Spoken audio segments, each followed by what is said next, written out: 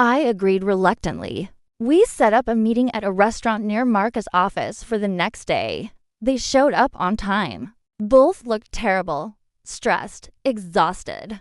Jenny had a bruise on her arm. She kept trying to hide it. Michael couldn't make eye contact. "I'm Marcus, Emma's attorney," he said as we sat down, which made Michael flinch. But we sat down, ordered coffee, and they started talking. The story that came out was worse than I'd imagined. My parents had been living off Michael for years, moving in and out of his house, taking money for emergencies, watching his kids while criticizing his parenting. When Jenny confronted them about me, my dad had grabbed her arm hard enough to leave marks. Michael had kicked them out. They were now staying in a motel, calling constantly, showing up at his work.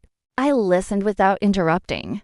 Watched my brother break down as he described how our parents had controlled him his entire life, how they'd convinced him I abandoned them, how he'd been too scared to question their version of events, how he'd been trapped in their web of manipulation and lies for 12 years, how he was terrified they would hurt Jenny or the kids. Marcus asked careful questions about financial entanglements, about house titles and bank accounts, about whether my parents had keys to their house. Michael answered everything, said they'd co-signed his mortgage, said his dad was still on his bank account from when he was in college, said they had spare keys, said they knew all his passwords. Marcus took notes, occasionally glancing at me. By the end of the meeting, I felt drained, but clearer. This wasn't just about me anymore. Michael and Jenny were victims, too, in their own way.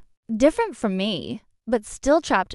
Marcus suggested they speak to a lawyer of their own, gave them a colleague's card, told them to change their locks, passwords, and bank accounts immediately. They nodded, looking overwhelmed, but grateful. As we were leaving, Michael hugged me. This time, I hugged him back. It wasn't forgiveness. Not yet. But it was something. A recognition that we'd both been damaged by the same people.